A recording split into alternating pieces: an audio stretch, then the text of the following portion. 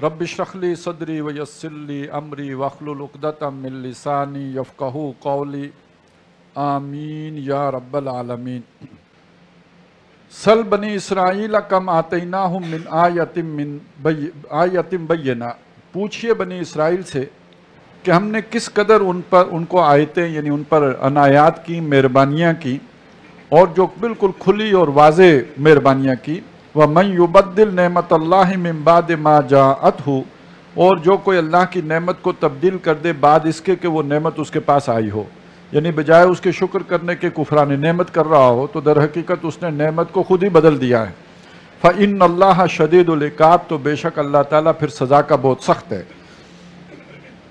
ज़ुय्यिना लिल्लज़ीना कफ़रुल हयातुद दुनिया, मुज़य्यन कर दी गई है काफिरों के लिए दुनिया की ज़िंदगी, यानी दुनिया की ज़िंदगी उन्हें बहुत भाती है, बहुत पसंद आती है, वो इसमें खुब गए हैं। वह यस्खरून मिनल्लज़ीना आमनू, और ईमान वालों को मजाक करते हैं, उनका तमस्खुर उड़ाते हैं, उन्हें कहते हैं कि भाई ये जो है इन्हें दुनिया की समझ ही नहीं है, ये बेवकूफ़ लोग हैं, उन्हें अहमक कहते हैं, पागल जिताते हैं उनको। वल्लज़ीना तक़ौ फ़ौक़हुम यौमल क़ियामा, हालांकि वो लोग जिन्होंने तकवा की रविश इख्तियार की वो क़यामत के दिन उन पर फ़ौक़ियत रखेंगे, उन पर बालातर होंगे। वल्लाहु यर्ज़ुक़ु मन यशाअ बिग़ैरि हिसाब, और अल्लाह रिज़्क़ देता है जिसको चाहता है बग़ैर हिसाब के। कानन नासु उम्मतम वाहिदा, लोग एक ही उम्मत थे। मुराद ये है कि सब दीन तौहीद पर थे। जब इंसानी ज़िंदगी का आगाज़ हुआ तो वो अंधेरे से नहीं हुआ, रोशनी से हुआ। तमाम लोग तौहीद पर कायम थे, पहला इंसान, पहले नबी, और तौहीद ही से सरफ़रे इंसानी का आगाज़ हुआ है। अब इसके बाद एक जुमला यहाँ पे महज़ूफ़ है, वो बयान नहीं हुआ कि उसके बाद लोगों ने इख्तिलाफ़ किया, वख्तलफ़ू, फिर वो इख्तिलाफ़ में पड़ गए। और इख्तिलाफ़ में पड़ने का मतलब है कोई शिर्क के रास्ते पे निकल गया, कोई दहरियत के रास्ते पे निकल गया, यानी तौहीद का रास्ता छोड़कर गुमराही के रास्तों पे लोग निकल गए। फ़बअसल्लाहु नबिय्यीन मुबश्शिरीन व मुनज़िरीन, तो अल्लाह ने रसूल मबूस किए, नबी भेजे जो खुशखबरी भी देते थे, ख़बरदार भी करते थे, ताकि वापस नो इंसानी उसी रास्ते पर आ जाए। जिस रास्ते से आगाज़ हुआ था उस रास्ते पर वापस बुलाने के लिए अल्लाह ने नबी भेजे। व अनज़ल माहुमुल किताब बिल हक़, और अल्लाह ने उनके साथ किताब उतारी सच्ची, लियहकुम बैनन नास फ़ी मख्तलफ़ू फ़ी, ताकि वो फ़ैसला करे लोगों के दरमियान उन बातों में कि जिनमें वो इख्तिलाफ़ में पड़े हुए हैं। मुख्तलिफ़ फ़ी बातों में वो किताब उनके दरमियान हकम बने, फ़ैसल बने। व मख्तलफ़ फ़ीही इल्लल्लज़ीना ऊतूहु मिन बाद मा जाअतहुमुल बय्यिनात, और नहीं इख्तिलाफ़ किया उस किताब में मगर उन्हीं लोगों ने किया जिनको वो किताब दी गई थी, और वो इख्तिलाफ़ उन्होंने किया उसके बाद कि उनके पास रोशन दलाइल आ चुके थे, हक़ाइक़ मुनकशिफ़ हो चुके थे उनके सामने। तो इख्तिलाफ़ क्यों किया? बग़यम बैनहुम, आपस की ज़िद्दम ज़िद्दा की वजह से किया। ये तारीख़ इंसानी है। आगाज़ जो है वो तौहीद से हुआ है, फिर लोगों ने इख्तिलाफ़ किया, फिर किताब आई, उस किताब पे लोगों को जमा किया, उसके बाद फिर जिनको किताब दी गई थी उन्होंने ही इख्तिलाफ़ करके नए नए रास्ते निकाले, फिर एक किताब दे के फिर मुजतमे किया गया, फिर लोगों ने इख्तिलाफ़ किया। तो ये इंसानी सफ़र इसी तरह आगे बढ़ रहा है। और ये एक हकीकत है कि एक जो तौहीद का जो मज़मून आता है किताब में, ये जो एक नज़रिया है, इस नज़रिए पे लोग जमा होते हैं, कुछ अरसा चलते हैं, फिर उसमें इख्तिलाफ़ शुरू हो जाता है। और यही नबी सल्लल्लाहु अलैहि वसल्लम ने बयान किया था कि मेरी उम्मत जो है खैरुल कुरून करनी सुम्मल्लज़ीना यलूनहुम सुम्मल्लज़ीना यलूनहुम, बेहतरीन दौर मेरा है, फिर उसके बाद वाला है, फिर उसके बाद वाला है। उसके बाद क्या होगा वो फिर तफसील आ गई कि जी पहले तो फिर भी 72 फ़िरके थे, यहाँ 73 बनेंगे। तो वो इख्तिलाफ़ात जो हमेशा होते रहे, तो इंसान इख्तिलाफ़ करते ही रहे हैं और गलत रुख पे मुड़ते ही रहे हैं, और फिर किताबें आके उन्हें जमा करती रही। तो इससे जो बात साबित हुई वो ये कि कभी भी कोई भी जमात, कोई तबका जब उठता है तौहीद का पैगाम लेकर और हक और सच बात लेकर, तो एक वक्त तक लोग उस हक और सच के साथ रहते हैं, फिर उन्हीं लोगों में इख्तिलाफ़ शुरू हो जाता है जो लोग उस हक पर जमा हुए होते हैं। और इस इख्तिलाफ़ की वजह कोई नादानी नासमझी नहीं होती, क्योंकि उनको तो वो सारा मालूम होता है। इसकी वजह बग़यम बैनहुम होता है, आपस की ज़िद्दम ज़िद्दा होती है, अर्ज टू डोमिनेट, दूसरों के ऊपर गालिब होने की ख्वाहिश। फ़हदल्लाहुल्लज़ीना आमनू, तो अल्लाह ने हदायत दी उन लोगों को जो ईमान लाए। اب ان اختلافات میں بظاہر دیکھیں نا، ہمارے ہاں بھی کتنے گنجلک قسم کے اختلاف ہوتے ہیں. اب مسئلہ غیب کیا ہے، اور نور و بشر کیا ہے، اور حیات و ممات کیا ہے. اب اس میں ایک عام آدمی پریشان ہی ہو کے رہ جائے گا. لیکن یہ کہ اب اللہ تعالیٰ ان لوگوں کو رہنمائی دے دیتے ہیں جو ہدایت کے لیے کوشش کرتے ہیں، جو تعصبات سے پاک ہوتے ہیں، جو ان گروہوں میں کہ مینڈک نہیں بن جاتے کنویں کے، بلکہ وہ کوشش کرتے ہیں کہ حق سچ کو تلاش کریں، تو اللہ تعالیٰ ان کو ہدایت دے دیتا ہے. فَهَدَى اللَّهُ الَّذِينَ آمَنُوا، تو ان میں سے جو ایمان والے اللہ نے ان کو ہدایت دی. لِمَا اخْتَلَفُوا فِيهِ، ان تمام باتوں میں جن میں وہ اختلاف میں پڑے ہوئے تھے. من الحق، سچ سے، حق سے، اپنی کتاب کے ذریعے سے ان کو رہنمائی دی. بِإِذْنِهِ، ہی اپنے حکم سے. واللہ یہدی من یشاء الی صراط مستقیم، اور اللہ تعالیٰ ہدایت دیتا ہے جس کو چاہتا ہے صراط مستقیم کی طرف. تو یہ در حقیقت اللہ کی کتاب ہے جو حق کی طرف، سچ کی طرف، حقیقت کی طرف رہنمائی کرنے والی ہے، صراط مستقیم کی طرف. باقی تو اپنے اپنے جو گروہی مفادات ہوتے ہیں، آدمی حق بھی اتنا ہی بیان کرتا ہے، کتاب کا بھی وہی حصہ بیان کرتا ہے جو اس کے مطلب کا ہو. اکثر و بیشتر آپ اگر ایک قسم کی مسجد میں نماز پڑھیں تو وہاں ایک مخصوص قسم کی آیتیں ہی آپ کو سننے کو ملیں گی. اب آیتیں بھی منتخب کی ہوئی ہیں اپنی مرضی کی، اور انہی پر جو ہے وہ زیادہ نماز میں بھی وہی پڑھی جائیں گی. ام حسبتم ان تدخلوا الجنۃ ولما یاتکم مثل الذین خلوا من قبلکم. وہ بات پھر آ گئی. مسلمانوں، تم یہ سمجھتے ہو کہ بس نمازیں پڑھنے سے، روزے رکھنے سے، کلمہ پڑھنے سے، ایمان کا دعویٰ کرنے سے تم جنت میں داخل ہو جاؤ گے؟ ام حسبتم، تمہارا خیال یہ ہے، ان تدخلوا الجنہ، کہ تم جنت چلے جاؤ گے، ولما یاتکم مثل الذین خلوا من قبلکم، حالانکہ ابھی تم پر وہ واقعات ہی نہیں آئے، وہ حالات ہی نہیں بیتے جو ان پر آئے تھے جو تم سے پہلے گزر چکے. وہ کیا تھے جو ان پر آئے تھے پہلے والوں پہ؟ مستہم الباساء، ان کو پہنچی سختی، ان کو چمٹی سختی، والضراء، اور تکلیف، ضرر سے بنا ہے، تکلیفوں نے آ لیا ان کو. یہ سختیاں اور تکلیفیں کیا ہیں؟ یہ وہی ہیں جو ہم پڑھ چکے کہ وَلَنَبْلُوَنَّكُمْ بِشَيْءٍ مِّنَ الْخَوْفِ وَالْجُوعِ وَنَقْصٍ مِّنَ الْأَمْوَالِ وَالْأَنفُسِ وَالثَّمَرَاتِ. یہی سختیاں ہیں، یہی جو ہے وہ مصائب ہیں جو ان کو آئے. وَزُلْزِلُوا، تھوڑے نہیں آئے، ہلا مارے گئے. بھوک آئی تو لگا کہ مرنے ہی جا رہے ہیں، خوف آیا تو معلوم ہوا پس جائیں گے، جو طاقت حملہ آور ہوئی تو لگا کہ اب بچیں گے ہی نہیں. وَزُلْزِلُوا، ہلا مارے گئے، انہوں جھنجھوڑ دیے گئے، ہلا دیے گئے. اور یہ ہلانا اور جھنجھوڑنا اس شدت سے تھا حتیٰ یقول الرسول، یہاں تک کہ جو رسول تھے وہ بھی کہہ اٹھے، انہوں نے بھی کہہ دیا. والذین آمنوا معہ، اور ان کے ساتھ جو ایمان والے تھے ان کی بھی چیخیں نکل گئیں کہ متی نصر اللہ، اللہ کی مدد کہاں ہے؟ یعنی ہمارے ساتھ یہ ہو گیا تو اللہ کی مدد آئے گی، کہاں ہے اللہ کی مدد؟ اس درجے مصائب اور شدائد اور پریشانیاں اور دکھ اور تکلیفیں انہوں نے جھیلی ہیں. تو مسلمانوں، تم سمجھتے ہو کہ اس کے بغیر ہی جنت مل جائے گی؟ یہ حالات و واقعات تم پر بھی آنے ہیں، اس میں تم جانچے جاؤ گے، پرکھے جاؤ گے. اگر ثابت قدم رہو گے تو جنت ملے گی. یہ تم نے سمجھا پھولوں کی سیج ہے، ایسا نہیں ہے. یہ تو بڑی جو ہے تکلیفوں سے گزر کے جنت تک پہنچا جا سکتا ہے. الا ان نصر اللہ قریب، باقی یقین رکھو، سن رکھو، اللہ کی مدد قریب ہے، وہ آ جائے گی. لیکن یہ کہ اس سے پہلے ہلائے جاؤ گے، جھنجھوڑے جاؤ گے، خوب آزمائے جاؤ گے، تب اللہ کی وہ والی مدد آئے گی کہ جو تمہیں اقتدار دے، تمکن دے، غلبہ دے. اس لیے کہ اگر بغیر آزمائش کے اقتدار مل جائے تو تم بھی زمانے میں خرابیاں کرو گے جیسے باقی مقتدر لوگوں نے کی ہیں. یسالونک ماذا ینفقون، اے نبی آپ سے پوچھتے ہیں کہ یہ کیا خرچ کریں، کتنا خرچ کریں. اللہ کے بار بار آتا ہے انفقو انفقو، خرچ کرو، تو کتنا کریں؟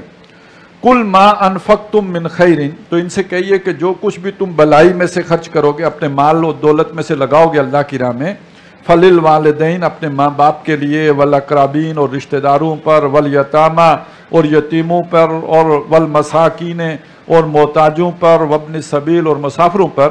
وما تفعلوا من خیرین، تو جو کوئی بھی تم نیکی کا، بلائی کا کام کرو گے، فإن اللہ بہ علیم، تو بے شک اللہ تعالیٰ کو اس کا علم ہے، اللہ کو وہ معلوم ہے. کتب علیکم القتال وہو کرہ لکم، اللہ نے تم پر جنگ تو فرض کر دی ہے. اور حالانکہ یہ تمہیں بری لگتی ہے، ناپسند ہے، تمہیں پسند نہیں آتی، اس سے تم ابا کرتے ہو، لیکن اللہ نے فرض کر دی ہے، یہ کرنی پڑے گی اب۔ وَعَسَىٰ أَن تَكْرَهُوا شَيْئًا وَهُوَ خَيْرٌ لَكُمْ، اور ہو سکتا ہے کہ تمہیں ایک شے ناپسند ہو، اچھی نہ لگے وہ، لیکن وہ تمہارے لیے بہتر ہو، انجام کار کے اعتبار سے اسی میں تمہارے لیے درستگی ہو۔ وَعَسَىٰ أَن تُحِبُّوا شَيْئًا، اور یہ بھی ہو سکتا ہے کہ تم کسی شے کو پسند کرو، اس سے محبت کرو، چاہتے ہو کہ یہ مل جائے۔ وَهُوَ شَرٌّ لَكُمْ، درآں حالانکہ اس میں تمہارے لیے شر ہو، نقصان ہو، تم نہیں جانتے ہو۔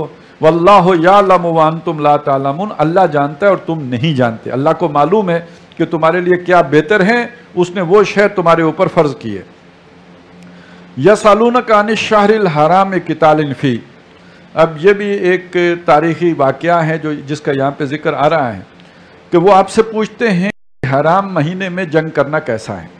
یہ واقعہ یہ ہے، اور اس کا ایک تعلق سیرت کے ایک بہت ہی اہم اسٹریٹجی کے ساتھ ہے کہ جب نبی اکرم صلی اللہ علیہ وسلم مکے سے مدینے آئے ہیں، عام آدمی تو یہ سمجھتا ہے، اس لیے کہ انگریز بھی ایسا ہی سمجھتے ہیں، اور ان کے زیر اثر یہ بات پھیل بھی گئی ہے کہ مسلمان بھاگ کر مدینے آ گئے تھے۔ یہ بھاگنا نہیں تھا، یہ بچنا نہیں تھا، یہ اصل میں ایک حکمت عملی کے تحت، جیسے ہوتا ہے نا بیس کیمپ میں آنا، اپنے لیے ایک جو ہے وہ مضبوط قلعہ بنانا، مرکز بنانا، پھر وہاں سے اقدام کرنا۔ تو یہ مکے سے مدینے آنا یہ کوئی فرار نہیں تھا، بلکہ اپنے لیے ایک مرکز کی تلاش تھی۔ تو جب حضور مدینہ تشریف لائے تو آپ نے آ کے پہلے 6 مہینے میں 3 کام کیے۔ ایک مسجد نبوی کی تعمیر ہوئی، ایک یہ جو آج کل بڑا مشہور ہے میثاق مدینہ، یہ کنسولیڈیشن آف مدینہ، یعنی وہاں کے جتنے بھی لوگ ہیں ان کو ایک جوائنٹ ڈیفنس میں کے معاہدوں میں جکڑ لیا کہ اگر مدینہ پہ حملہ ہوگا تو ہم مشترکہ دفاع کریں گے۔ یہودیوں کو بھی اس معاہدے میں لے لیا۔ اور تیسرا کام آپ نے جو کیا وہ یہ کہ مواخات قائم کی، یعنی وہ جو اصل جماعت ہے حزب اللہ، اس کے درمیان تاکہ کوئی رکھنا نہ رہے، مہاجرین اور انصار ان کے درمیان بھائی چارہ قائم کیا۔ یہ 3 کام کرنے میں 6 مہینے لگے۔ جو ہی یہ کام ہوئے تو آپ نے چھوٹے چھوٹے دستے بھیجنے شروع کیے، اور یہ 8 مہمات تو باقاعدہ تاریخ میں یہ ان کا ذکر موجود ہے کہ آپ نے یہ چھوٹے چھوٹے دستے بھیجے، جو 5-6 آدمی کا گروپ ہوتا ہے، وہ جا کے بس اپنی موجودگی ظاہر کرتا ان رستوں پر جو شام کو جاتے تھے اور جو یمن کو جاتے تھے۔ اب یہ سمجھ لیجئے یہ لائف لائن ہے قریش کی، ان کا ساری جو تجارت ہے، لإلاف قریش إِلَافِهِمْ رِحْلَةَ الشِّتَاءِ وَالصَّيْفِ، وہ تجارت ساری انہی رستوں کے اوپر ہے۔ اب یہاں پہ انہیں اگر مسلمانوں کی وہ موجودگی نظر آ رہی ہے تو اس کا مطلب کیا ہے؟ ان کے قافلے خطرے میں ہیں، ان پر کسی بھی وقت اٹیک ہو سکتا ہے۔ اٹیک کیا نہیں مسلمانوں نے، لیکن ہو تو سکتا ہے۔ انہی میں سے 2 واقعات وہ ہیں کہ جن کا ذکر بہت عام ہوا ہے۔ ایک تو وہ کہ جب جو قافلہ جا رہا تھا تجارتی، ابو سفیان لے کے جا رہے تھے، اس کا تو حضور نے پیچھا کیا ہے، اور اسی کے بدلے میں غزوہ بدر ہوا ہے۔ لیکن دوسرا واقعہ یہ ہے جس کا عام طور پہ اتنا ذکر نہیں ہوتا ہے، لیکن چونکہ بہرحال قرآن مجید میں اس کا ذکر ہے تو یہ چھپایا بھی نہیں جا سکتا۔ 6 واقعات اس کے علاوہ ہیں۔ یہ جو واقعہ ہوا ہے یہ ہوا ہے شام کے رستے میں کی طرف نہیں ہے، بلکہ یہ تو اس سے یمن کے رستے کی طرف، مکے سے جو رستہ جاتا تھا طائف کی طرف، وہاں پہ بھی جا کے مسلمان موجود تھے۔ یہ تو ایسا ہی ہے جیسے انڈیا جا کے گوادر میں ہماری ناکہ بندی کرتے ہیں، ہمارے آگے سے گزر کر، اور یہ تو مکے سے بھی آگے جا کے مسلمانوں کا ایک دستہ موجود تھا۔ وہاں مڈبھیڑ ہو گئی، لڑائی ہو گئی، اور مسلمانوں کے ہاتھوں ایک کافر قتل ہو گیا۔ اور یہ جو ہے رجب کی 1 تاریخ تھی، اور یہ حرام مہینہ تھا۔ اب 2 قاصد اکٹھے پہنچے مکے۔ ایک قاصد جو ابو سفیان نے بھیجا تھا SOS کال دے کے کہ ہمارے ساتھ یہ ہوا ہے، واپسی پہ خطرہ ہے، آؤ ہمیں اسکاٹ کر کے لے جاؤ، تحفظ دو ہمیں، نہیں تو مسلمان جو ہے وہ ہمیں واپسی پہ لوٹ لیں گے۔ اور دوسرا قاصد پہنچا ہے یہ والا جس کا ساتھی قتل ہو گیا تھا، اور اس نے جا کے وہاں پہ وائی تباہی جو ہے خوب شور مچایا، واویلا کیا کہ ہمارے ساتھ مسلمانوں نے یہ کر دیا۔ اور اس کے نتیجے میں پھر وہ جو مکے میں جو لوگ تھے ہاکس قسم کے، انہوں نے کہا کہ چلو پھر حملہ کرتے ہیں۔ تو ابو جہل کے لشکر کے تیار کرنے کے پیچھے یہ 2 واقعات ہیں۔ تو اس میں کچھ لوگ تو وہ تھے جو جنگجو، جنہوں نے کہا کہ لڑیں گے اب، لیکن اسی مکے میں کچھ لوگ وہ تھے جو سیانے، جنہوں نے کہا پروپیگنڈا کریں گے کہ یہ مسلمان ہیں، یہ اللہ والے ہیں، جو حرام مہینوں کا بھی خیال نہیں کرتے، اور محترم مہینے میں بندے کو قتل کر دیا انہوں نے۔ اب یہ خوب انہوں نے اپنی جو بھی وہاں کے شریف لوگ تھے، یا جو جسے کہیں جو نیوٹرل قسم کے لوگ تھے، ان کے دلوں میں مسلمانوں کے خلاف بدگمانی پیدا کرنے کی کوشش کی۔ یہاں تک کہ بعض مسلمانوں کے دلوں میں بھی اس میں کچھ وسوسے آنے لگے کہ ہمارے ساتھیوں نے یہ کیا کام کر دیا ہے، اتنی بڑی زیادتی کر دی۔ لہٰذا اس کا جواب دیا کہ یسألونک عن الشہر الحرام، آپ سے یہ حرام مہینے میں، محترم مہینے میں پوچھتے ہیں قتال فی، کہ جنگ کرنا کیسا ہے، ایسے مہینے میں جنگ و جدال جائز ہے کیا؟ کل، فرما دیجئے قتال فیہ کبیر، ان مہینوں میں جنگ کرنا بہت بڑے گناہ کی بات ہے۔ لیکن یہ کہ دیکھو یہ کہ یہ پوچھتا کون ہے بھائی، یہ گناہ کا کام تو اس کے لیے ہے جو اللہ سے ڈرنے والا ہو، جو اس سے بڑے بڑے گناہ کر کے یہ کہے کہ جی آپ نے یہ گناہ کیوں کیا۔ اب جیسے یہاں پہ ہوتا ہے نا جو سود کھاتے ہیں، جو اللہ کے کسی حکم کی پرواہ بھی نہیں کرتے، وہ یہ بھی اگر ان سے کہو یہ فحاشی عریانی ختم کرو تو وہ کہتے ہیں فحاشی کی تعریف تو بتاؤ وہ کیا ہے۔ تو وہ بھی جب ان کو کوئی تکلیف ہو تو وہ بھی کہتے ہیں کہ بھائی چاند دیکھنا لوگوں کا کام تو نہیں ہے نا، یہ ہمارا کام ہے۔ اور پھر یہ اسی طرح کہ یہ کہ جب وہ اور مصیبت پڑے، خودکش دھماکے ہو رہے ہوں تو کہتے ہیں اسلام میں خودکش دھماکہ حرام ہے۔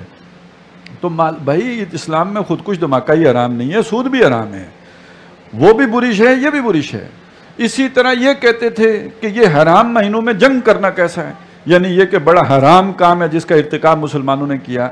تو اب اللہ تعالیٰ نے اس کا جواب دیا کہ اس میں جنگ کرنا یہ بہت غلط بات ہے، نہیں ہونی چاہیے، لیکن وَصَدٌّ عَن سَبِيلِ اللَّهِ، اللہ کی راہ سے روکنا، دوسرے لوگوں کو منع کرنا اللہ کی طرف جانے سے، وَكُفْرٌ بِهِ، اور اللہ کا کفر کرنا، وَالْمَسْجِدِ الْحَرَامِ، اور لوگوں کو مسجد حرام کا طواف کرنے سے روکنا اور وہاں عبادت کرنے سے روکنا، وَإِخْرَاجُ أَهْلِهِ مِنْهُ، اور مسجد حرام کے قریب رہنے والوں کو نکال باہر کرنا، جیسے کہ مسلمانوں کو نکلنے پہ مجبور کیا گیا۔ اکبر عند اللہ، اللہ کے نزدیک اس سے بھی بڑا ہے، حرام مہینوں میں جنگ کرنے سے بڑا گناہ یہ ہے جس کا ارتکاب انہوں نے کیا ہے۔ وَالْفِتْنَةُ أَكْبَرُ مِنَ الْقَتْلِ، اور جو فتنہ ہے وہ تو اس قتل سے بہت بڑا ہے، وہ فتنہ جو انہوں نے برپا کیا ہوا ہے، ظلم کا نظام، ظالمانہ مشرکانہ نظام جو انہوں نے رواج دیا ہوا ہے جس کو، وہ ایک قتل پر بہت بھاری ہے، اس پہ تو کئی اس نظام کو ختم کرنے کے لیے کئی قتل ہو سکتے ہیں۔ وَالْفِتْنَةُ أَشَدُّ مِنَ الْقَتْلِ وَلَا يَزَالُونَ يُقَاتِلُونَكُمْ، اے مسلمانوں تم ان کی یہ نیک نیک باتوں پر جو ہے وہ پریشان نہ ہو، یہ ہمیشہ تم سے جنگ کرتے رہیں گے، حتیٰ یردوکم عن دینکم، جب تک کہ تمہیں تمہارے دین سے پلٹا نہ دیں، مرتد نہ بنا دیں تمہیں، یہ اپنی جنگ تم سے جاری رکھیں گے۔ ان استطاعوا، اگر ان کے بس میں ہو، تمہیں مرتد کرنا ان کے بس میں ہو۔ وَمَنْ يَرْتَدِدْ مِنْكُمْ عَنْ دِينِهِ، اور جو کوئی اپنے دین سے مرتد ہو گیا، پھر گیا، چھوڑ دیا اس نے دین کو، فَيَمُتْ، اور مرایا، وہ کافرون، اس حال میں کہ وہ کافر تھا، فَأُولَٰئِكَ حَبِطَتْ أَعْمَالُهُمْ، تو اس کے اعمال اکارت چلے گئے، جو نمازیں پڑھے تھی، حج کیے تھے، نیکیاں کی تھی، سب برباد ہو گئے، پھر دنیا والآخرہ، دنیا اور آخرت میں۔ وَأُولَٰئِكَ أَصْحَابُ النَّارِ، یہ آگ والے ہیں، ہم فیہا خالدون، ہمیشہ اسی میں رہیں گے۔ وَالَّذِينَ هَاجَرُوا وَجَاهَدُوا فِي سَبِيلِ اللَّهِ، اور وہ لوگ جنہوں نے ہجرتیں کی اور جنہوں نے اللہ کی راہ میں جہاد کیا، اپنی جان مال سب چیز کی جو ہے وہ ہتھیلی پہ رکھ کر پیش کر دیا، اولئک یرجون رحمت اللہ، اللہ کی رحمت کی یہ امید رکھتے ہیں، یہ اللہ مہربان ہے، اللہ رحیم ہے، اللہ شفیق ہے، اللہ غفور ہے، وہ ان کے لیے ہے جنہوں نے اپنا سارا کچھ اللہ کے لیے لگا دیا، ان کے لیے اللہ مہربان بھی ہے اور وہ اللہ کی رحمت کے امیدوار بھی ہیں۔ واللہ غفور رحیم، اور بے شک ان کے لیے اللہ بخشنے والا مہربان ہے۔ یسألونک عن الخمر والمیسر، اے نبی یہ آپ سے پوچھتے ہیں خمر یعنی شراب کے بارے میں، وہ شراب جو نشہ دے، شراب تو ہر پینے کی شے کو کہتے ہیں، خمر وہ شے جو خمار پیدا کر دے، آدمی کو نشہ مستی دے دے، والمیسر، اور جوئے کے بارے میں پوچھتے ہیں۔ کل فیہما اسم کبیر، بتا دیجئے اس میں ان دونوں میں گناہ کی چیزیں ہیں، یہ گناہ ہیں ان دونوں میں، ومنافع للناس، لوگوں کے لیے نفع بھی ہے، تھکا ہوا آدمی 2 چسکیاں لیتا ہے ذرا تھوڑا فریش ہو جاتا ہے، اور جو ہے وہ ذہن کا تکان بھی ذرا دور ہو جاتی ہے، بلکہ یہ کہ ایکٹیویٹی بھی بڑھ جاتی ہے، اس کے نتیجے میں سوچ بھی ذرا بلند ہو جاتی ہے، اور جب دم لگتا ہے تو ایک تو غم مٹتا ہے، اور دوسرا یہ کہ بندہ جہاز بھی تو بنتا ہے نا، جہاز کس معنی میں بنتا ہے، خود تو نہیں اڑتا، خیالات اڑنے لگتے ہیں، بہت دور کی کوڑیاں لانا شروع کر دیتا ہے، تو اس میں کچھ تو فائدے بھی ہیں۔ اچھا کوئی چھوٹا موٹا نزلہ زکام ہو تو وہ بھی دور ہو جاتا ہے، وہ برانڈی پیا کرتے تھے پہلے لوگ، دارو کہتے تھے اسے، کیوں کہتے تھے؟ دارو علاج کو کہتے ہیں نا، کسی بیماری کا علاج بھی اس میں ہے،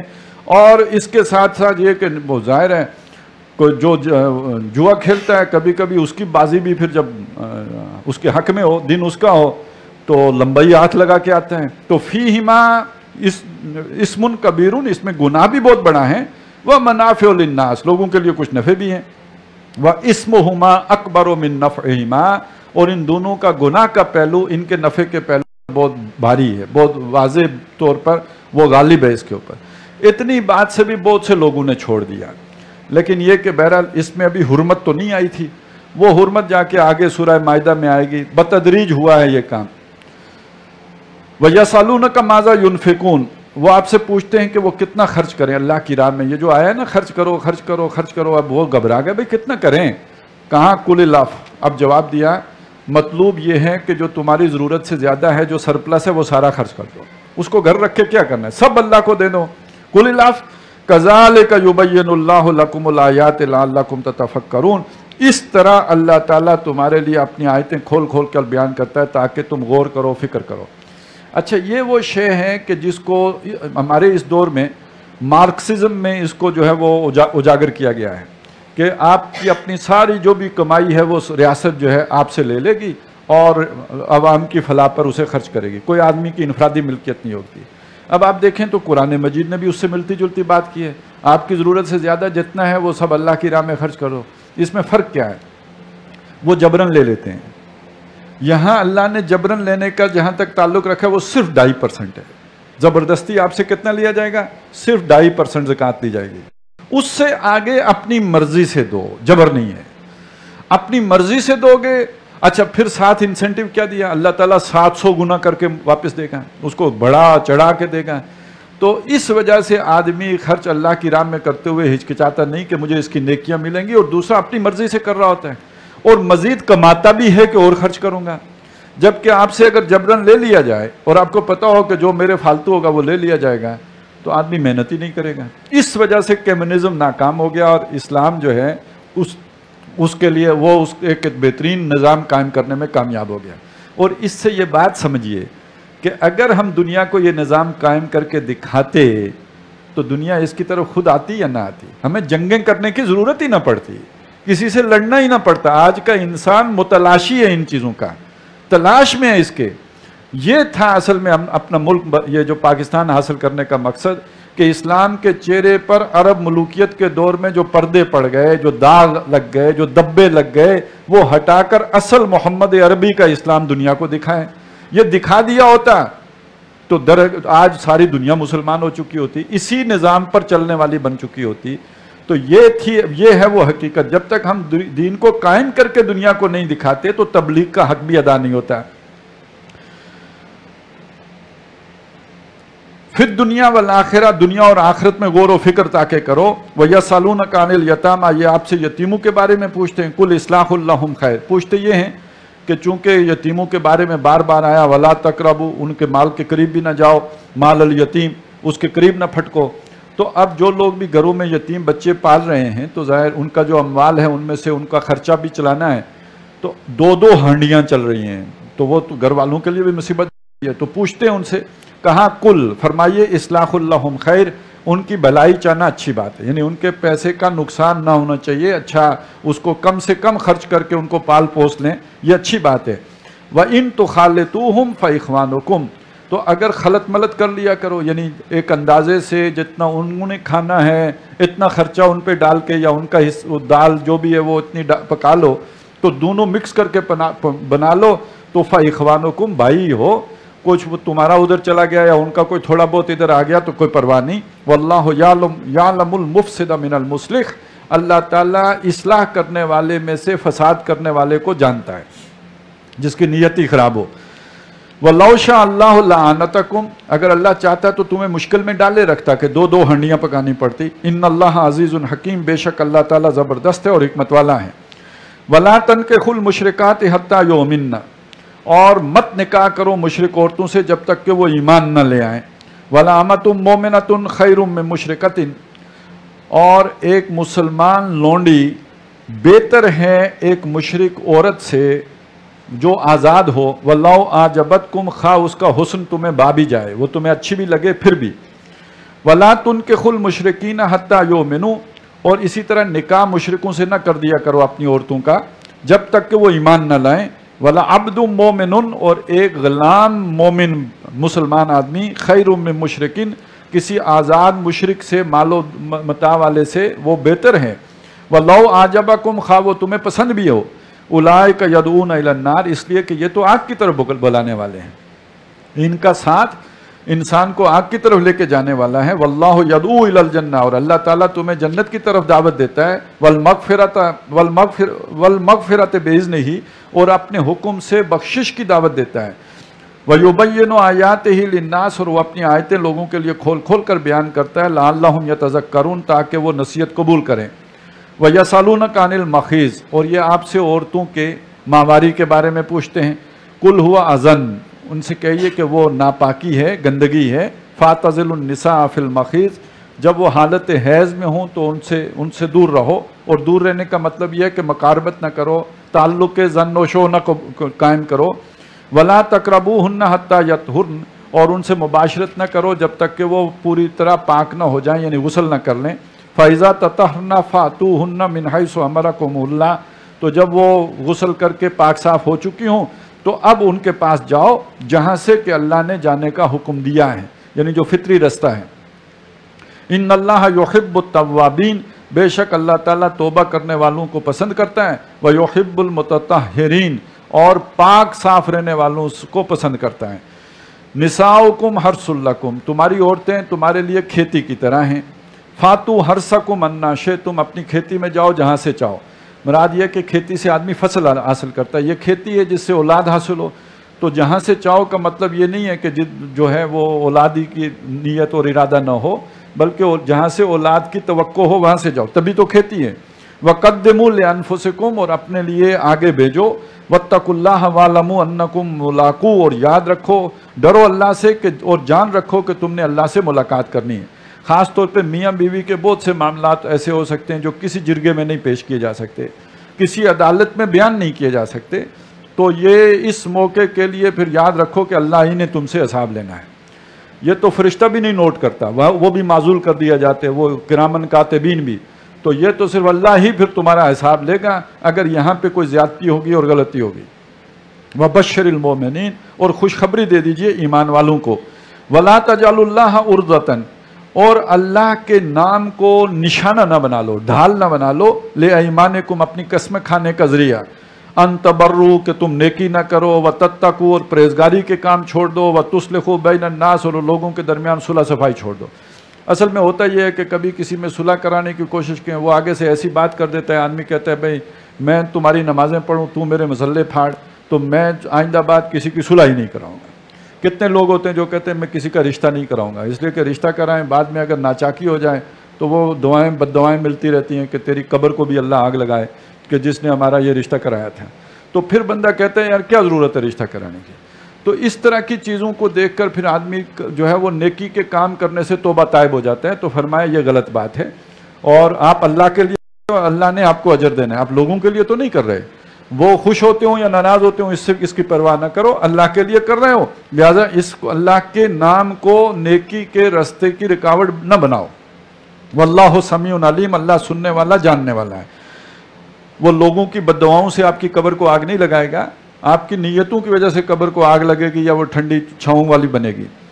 لا یؤاخذکم اللہ باللغو فی ایمانکم، اور جو آپ خواہ مخواہ قسمیں کھا لیتے ہو، وہ روا روی میں جو بعض لوگوں کی عادت ہوتی ہے، اس پر اللہ تم سے کوئی مواخذہ نہیں کرے گا. وَلَٰكِن يُؤَاخِذُكُم بِمَا كَسَبَتْ قُلُوبُكُم، لیکن جو تمہارے دل کمائی کریں گے، یعنی نیت ارادے کے ساتھ جو قسم کھائی گئی ہو اس پر تمہارا مواخذہ ہوگا. وَاللَّهُ غَفُورٌ حَلِيمٌ، اور اللہ تعالیٰ بخشنے والا بردبار ہے. لِلَّذِينَ يُؤْلُونَ مِن نِّسَائِهِمْ، یہ ایک نیا مسئلہ آیا. کوئی آدمی قسم کھا، ایک قسم کی تو وہ والی ہے، ایک قسم یہ بھی ہے کہ ایک آدمی قسم کھا لیتا ہے کہ میں اب اپنی بیوی کے پاس نہیں جاؤں گا، اس کے ساتھ مقاربت نہیں کروں گا، اس کی مباشرت نہیں کروں گا. یہ قسم کھا لی اس نے. اب اس قسم کے بارے میں فرمایا کہ یہ بھی مستقل دائمی نہیں کھائی جائے گی. للذین یولون من نسائہم، تم میں سے جو لوگ اپنی عورتوں سے ایلا کر لیتے ہیں، قسم کھا لیتے ہیں، ان سے تعلق منقطع کر لیتے ہیں.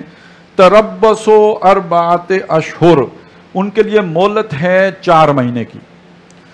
4 مہینے کے اندر اندر انہیں رجوع کرنا ہوگا، اور رجوع کرنا ہوگا تو قسم کا کفارہ دینا ہوگا، قسم کھائی ہوئی ہے نہیں جاؤں گا، تو 4 مہینے کے اندر اندر رجوع کریں اور قسم کا کفارہ دیں۔ فَإِن فَاؤُوا، اور اگر وہ لوٹ آئیں یعنی باہم مل جائیں میاں بیوی، فَإِنَّ اللَّهَ غَفُورٌ رَحِيمٌ، اللہ تعالیٰ بخشنے والا مہربان ہے۔ وَإِنْ عَزَمُوا الطَّلَاقَ، 4 مہینے گزر گئے تو اس کا مطلب ہے طلاق دینی ہوگی۔ اب یہ طلاق بائن ہو گئی، نہ بھی دی تو ہو گئی۔ 4 آپ نے قسم کھائی تھی بیوی سے تعلق قائم نہیں رکھوں گا، 4 مہینے گزر گئے، اس کے اندر آپ نے رجوع نہیں کیا، طلاق بائن ہو گئی ہے۔ اب کوئی نیا ہی نکاح ہوگا تو پھر اس کے بعد وہ میاں بیوی بنیں گے۔ فَإِنَّ اللَّهَ سَمِيعٌ عَلِيمٌ، تو بے شک اللہ تعالیٰ سننے والا جاننے والا ہے۔ وَالْمُطَلَّقَاتُ يَتَرَبَّصْنَ بِأَنفُسِهِنَّ ثَلَاثَةَ قُرُوء، اور جن کو طلاق ہو گئی ہو وہ اپنے آپ کو انتظار میں رکھیں 3 حیض تک۔ مطلقات جو ہیں وہ 3 حیض تک ان کی عدت ہے۔ وَلَا يَحِلُّ لَهُنَّ أَن يَكْتُمْنَ مَا خَلَقَ اللَّهُ فِي أَرْحَامِهِنَّ، اور یہ ان کے لیے حلال نہیں ہے، جائز نہیں ہے کہ اللہ نے ان کے رحموں میں جو کچھ تخلیق کیا ہے، جو پیدائش کی ہے، اس کو وہ چھپائیں۔ یعنی اگر ان کو مواری نہیں آ رہی تو اس کا مطلب یہ ہے کہ حمل قرار پا گیا ہے، تو اب انہیں چھپانا جائز نہیں ہے۔ ان کن یؤمن باللہ والیوم الآخر، اگر وہ اللہ اور آخرت پر ایمان رکھنے والیاں ہیں۔ وبعولتہن احق بردہن فی ذلک، اور اس عدت کے دوران ان کے خاوند انہیں لوٹا لینے کا حق رکھتے ہیں۔ ان ارادو اصلاحا، اگر ان خاوندوں کا ارادہ اصلاح کا، خیر خائی کا، بھلائی کا ہو۔ یعنی بدنیتی کیا ہوگی اس میں کہ اور تنگ کروں گا، اگر میں نے چھوڑ دی، طلاق دے دی تو پھر آزاد ہو جائے گی، میری تو دستبرد سے ہی آزاد ہو جائے گی، تو ابھی مزہ نہیں آیا اور اس کو جو ہے وہ ٹیز کرنا ہے، تنگ کرنا ہے، تو یہ تو اصلاح کا ارادہ نہیں ہے، یہ تو شیطانی خیال ہے۔ اگر ان کا اصلاح کا ارادہ ہو، بیوی بنا کے رکھنے کا ہو، تو اس عرصے کے دوران وہ انہیں لوٹا سکتے ہیں۔ وَلَهُنَّ مِثْلُ الَّذِي عَلَيْهِنَّ بِالْمَعْرُوفِ، اور عورتوں کا بھی حق ہے جیسا کہ مردوں کا ان پر حق ہے، دستور کے موافق ہے۔ وَلِلرِّجَالِ عَلَيْهِنَّ دَرَجَةٌ، البتہ مردوں کو عورتوں پر ایک درجہ فضیلت حاصل ہے۔ وَاللَّهُ عَزِيزٌ حَكِيمٌ، اور اللہ زبردست ہے اور حکمت والا ہے۔ الطلاق مرتان، طلاق تو 2 مرتبہ ہے، جب 3 دفعہ ہو گئی تو وہ تو پھر جو ہے وہ آزادی ہو گئی۔ تو جو رجعی طلاق ہے جس میں لوٹا سکتے ہیں، جس کا اوپر ذکر آیا کہ عدت کے دوران ان کے خاوند انہیں لوٹانے کا حق رکھتے ہیں، تو وہ 2 مرتبہ تک کی طلاق کا ہے۔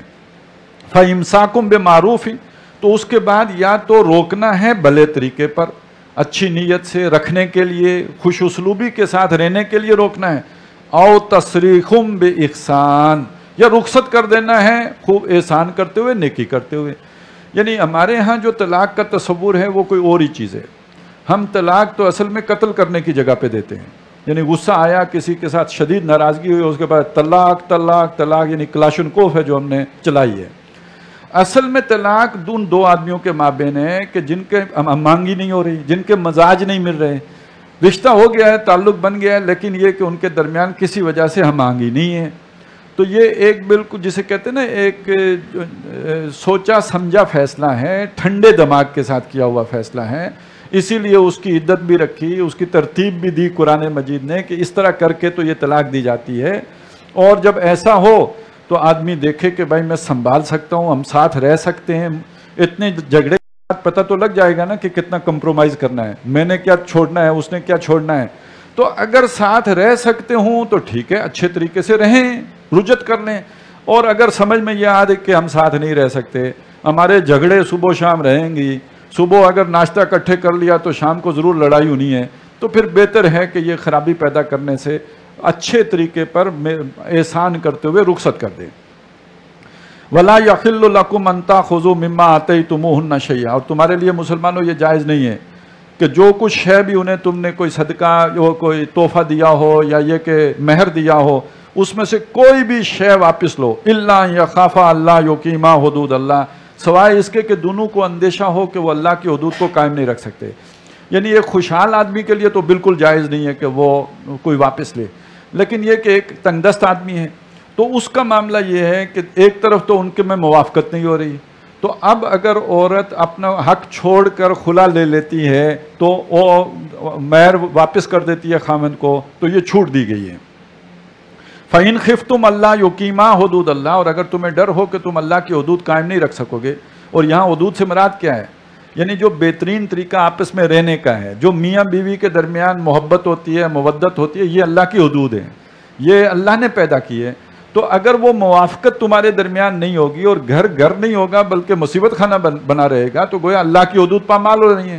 تو اگر انہیں ڈر ہے کہ وہ گھر کا ماحول نہیں دے سکیں گے، فلا جناح علیہما، تو دونوں پر کوئی گناہ نہیں ہے، فی مفتدت بہی، جو کوئی فدیہ دے کر عورت اپنی جان چھڑا لے، یعنی وہ اپنا مہر جو ہے وہ چھوڑ کر اور آزادی لے لے۔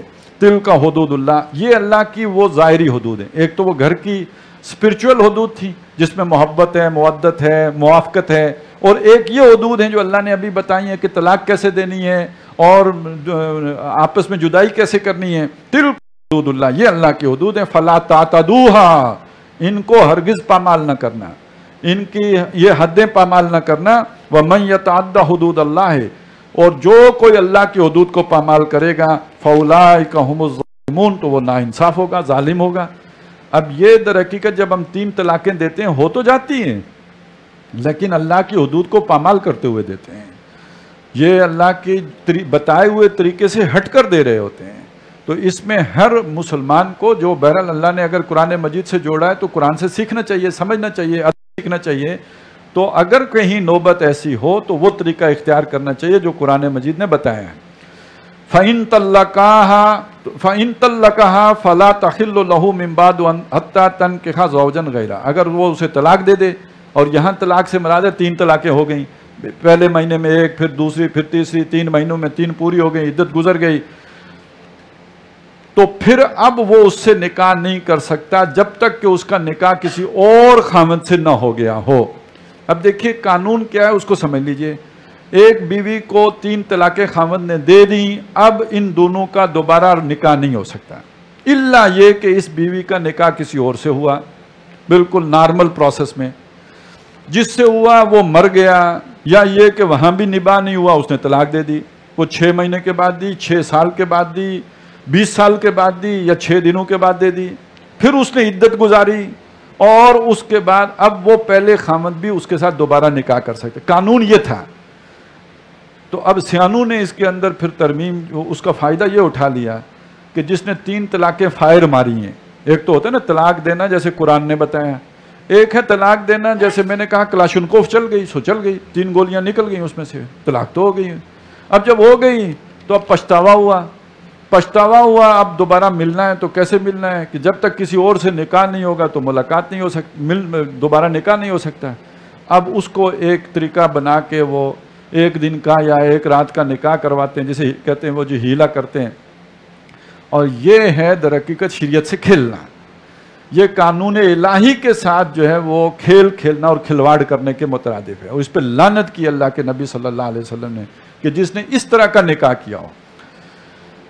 فَإِن طَلَّقَهَا فَلَا جُنَاحَ عَلَيْهِمَا، اور اگر اس نے بھی اسے طلاق دے دی ہو یا کہ وہاں سے بیوہ ہو گئی ہو، أَن يَتَرَاجَعَا، تو اس میں ان دونوں پر اب کوئی گناہ نہیں، جنہوں نے پہلے جن کی طلاق ہوئی تھی کہ وہ آپس میں مراجعت کر لیں، ان ظنّا، کہ اب اگر انہیں یہ یقین ہو، أَن يُقِيمَا حدود اللہ، کہ وہ اللہ کی حدود کو قائم رکھ سکیں گے، یعنی آپس میں لڑیں گے نہیں اور اچھے طریقے سے رہیں گے۔ وَتِلْكَ حُدُودُ اللَّهِ، اور یہ اللہ کی حدود ہے، یہ جو قوانین ہیں یہ اللہ کے بتائے ہوئے قانون ہیں، يُبَيِّنُهَا لِقَوْمٍ يَعْلَمُونَ، جن کو اللہ واضح کرتا ہے ان لوگوں کے لیے جو علم رکھتے ہیں۔ وَإِذَا طَلَّقْتُمُ النِّسَاءَ، اور اے مسلمانوں جب تم عورتوں کو طلاق دو، فَبَلَغْنَ أَجَلَهُنَّ، اور وہ اپنی عدت کو پہنچ جائیں، فَأَمْسِكُوهُنَّ بِمَعْرُوفٍ، تو انہیں بھلے طریقے سے یا تو روکو، یعنی رکھنا ہے تو اچھے طریقے سے رکھو، أَوْ سَرِّحُوهُنَّ بِمَعْرُوف، یا انہیں رخصت کر دو بھلے طور پر۔ وَلَا تُمْسِكُوهُنَّ ضِرَارًا لِتَعْتَدُوا، اور انہیں ستانے کے لیے نہ واپس نکاح میں لاؤ، یعنی آپ نے طلاق دی تھی 1 مہینے کے اندر رجوع کیا، اس لیے کیا کہ جو ہے میں اسے اور تنگ کر لوں اور ستا لوں، تو یہ مت کرو۔ وَمَن يَفْعَلْ ذَلِكَ، اور جس نے یہ حرکت کی، فَقَدْ ظَلَمَ نَفْسَهُ، اس نے اپنی جان کے اوپر ظلم کیا۔ وَلَا تَتَّخِذُوا آیَاتِ اللَّهِ هُزُوًا، اللہ کی آیات کو ٹھٹھا نہ بناؤ، مذاق نہ بناؤ، یعنی اللہ نے تمہیں اگر یہ سہولت دی ہے کہ رجوع کر سکتے ہو طلاق دینے کے بعد، تو اب اگر تم رجوع اس لیے کر رہے ہو کہ اس پر اور ظلم کرو گے اور ستاؤ گے اور تنگ کرو گے، تو یہ در حقیقت تم نے اللہ کی آیت کو مذاق بنا دیا ہے۔ یا اسی طرح جس نے ہیلا کیا اس نے بھی تو اللہ کی آیت کو مذاق بنا دیا ہے، تو اللہ کی آیات کو ہنسی نہ بناؤ۔ वज़्कुरू नेमत अल्लाह अलैकुम, और याद करो उस नेमत को जो तुम्हारे ऊपर हुई है। वमा अनज़ल अलैकुम मिनल किताब, यानी जो अल्लाह ने किताब तुम्हारे ऊपर नाजिल की, और ये अहकाम और ये तौर तरीके और ये ज़िंदगी गुजारने के सलीके जो अल्लाह तुम्हें सिखा रहा है, वल हिकमा, और जो इल्म की बातें, दानाई की बातें, विजडम की बातें उसने तुम्हें तालीम की है, याइज़ुकुम बिही, जिनके ज़रिए से वो तुम्हें नसीहत करता है। वत्तकुल्लाह वालमू अन्नल्लाह बिकुल्लि शैइन अलीम, और अल्लाह का तकवा इख्तियार करो और जान रखो कि अल्लाह ताला को हर शय का इल्म है। व इज़ा तल्लक़्तुमुन निसा फबलगना अजलहुन्ना, और जब औरतों को तलाक दे दो और वो अपनी इद्दत पूरी कर चुके हैं, फला ताज़ुलूहुन्ना, और तो उनको मत रोको, अन यनकिहना अज़वाजहुन्ना, कि वो अपने खामदों के साथ निकाह कर लें। यानी तलाक दी थी, 2 तलाक़ें दी, अब जब 2 तलाक़ों की इद्दत पूरी हो गई तो अब नया निकाह ही होगा, औरत की मर्ज़ी से होगा, तब इनकी रुजू हो सकता है, इसके बगैर नहीं हो सकता। यानी पहली 1 तलाक के साथ तो रुजू बगैर निकाह के हो जाएगा, और वो उस इद्दत के अंदर अंदर वो सिर्फ ताल्लुक़ कायम कर लें तो रुजू हो गया। इद्दत गुजर गई तो अब जो है उसके बाद जब 2 तलाक़ें हो गई तो निकाह होगा उसका, आपस में जो नया निकाह होगा, मर्द की मर्ज़ी से, औरत की मर्ज़ी लेने की ज़रूरत नहीं है। लेकिन इद्दत पूरी हो गई, तलाक़ें 2 हैं, यानी 3 महीने गुजर गए, 3 कुरू गुजर गए, अब अगर उनका दोबारा निकाह होगा तो औरत की भी मर्ज़ी लेनी होगी। अब इसमें एक मसला ये खड़ा हो जाता था कि औरत तो दोबारा निकाह करना चाहती है, उसकी मर्ज़ी है कि निकाह हो जाए, उसका भाई जाग गई, वो कहता है नहीं निकाह नहीं करने दूंगा मैं। उसको रोका गया है कि अगर वो अपने साबका खामदों के साथ निकाह करना चाहें तो तुम उसके आड़े ना आओ, मत रोको। इज़ा तराज़ाओ बैनहुम बिल मारूफ, अगर वो बाहमी रजामंदी से ये कर रहे हो मारूफ तरीके पर, दस्तूर के मुताबिक। ज़ालिका युआज़ु बिही मन कान मिनकुम युमिनु बिल्लाहि वल यौमिल आखिर, जाहिर है ये तुम में से ये नसीहत उसको की जा रही है जो अल्लाह पर और आखिरत पर ईमान रखता हो। वो बेईमान के जो अल्लाह और आखिरत पर हकीकी ईमान ही न रखता हो, वो तो फिर जो भी करे सो करे, जो हीले करे, जो अल्लाह की आयतों के साथ खेले। लेकिन जिसका अल्लाह और आखिरत पर ईमान है, ये वसीयत उसके लिए है। ज़ालिकुम अज़का लकुम, ये तुम्हारे लिए ज़्यादा पाकिज़गी की बात है, व अतहर, और सफाई की बात है। वल्लाहु यअलमु व अंतुम ला तअलमून, अल्लाह जानते और तुम नहीं जानते।